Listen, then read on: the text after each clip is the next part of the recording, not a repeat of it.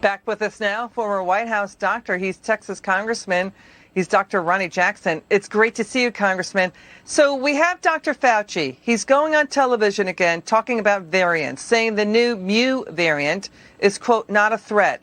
The government has no idea what's going on with variants. It's only genetically tested less than 2% of COVID samples.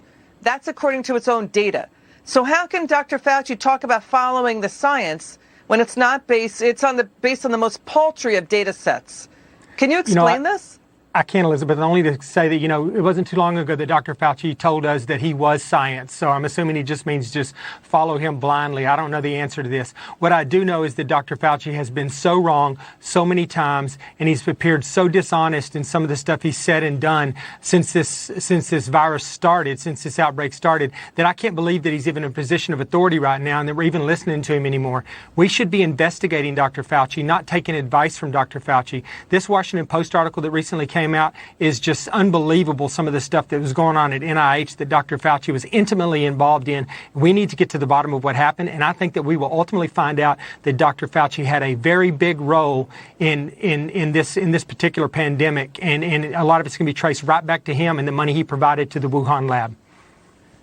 So what we're talking about is a Washington Post story where it basically supports what Senator Rand Paul was saying in his fight with Dr. Fauci. Dr. Fauci went after Senator Rand Paul saying, yeah, you guys are funding dangerous gain-of-function research, this Frankenstein supervirus research. Dr. Fauci said, no, we're not. Guess what? The Washington Post found it was nearly $50 million. 50 million. That's probably tip of the iceberg from 2012 to 2020. And that the Washington Post found that Dr. Fauci and the NIH director were making up their own definitions of gain-of-function research, arbitrary definitions so they could avoid accountability. That's what's happening. And this story is flying under the radar screen.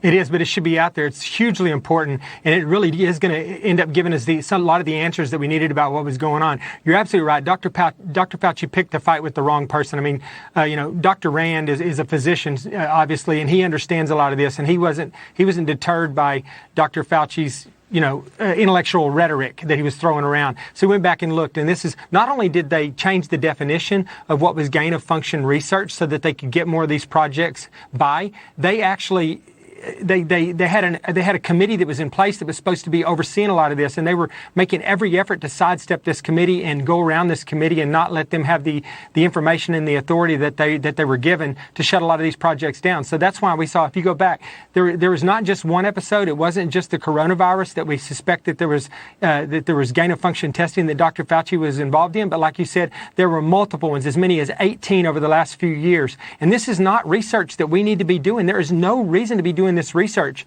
This is research that really, it has one purpose in my mind, and that's bioweapon, the development of bioweapons. And we should have never been involved in this, and we definitely shouldn't have been giving money to the Chinese of all people to be doing this kind of research. And they'll say that they didn't give it directly for that, but they gave it to the lab in China that has been known to be doing research on bioweapons. This is totally irresponsible. Yeah, I mean, the fact that they gave themselves veto power over that oversight panel that was supposed to sign off on this dangerous supervirus research, but Dr. Fauci and the NIH, according to the Washington Post, gave themselves the veto power over what they would oversee. Now, Dr. Fauci and the NIH director pushed back on the Washington Post story, but they wouldn't talk to the Washington Post reporters about how much money went out the door toward this supervirus research, right? The reporters had to do a deep dive into databases inside the government to get the information out. So why is that allowed to happen? They work for us. We don't work for them. They should be telling us what they're doing, right, Doctor? Absolutely, 100%. And I, as a member of Congress, are going to start making sure that we get the answers to that. We're going to dig into what happened there. But, this is a perfect example of how people like Dr. Fauci and Dr. Collins that have been in roles like they're in now for way too long. They have way too much authority. They control way too much of a budget. And they get a God complex to some extent, thinking that they're the ultimate authority on everything. Congressman Ronny Jackson, love having you on.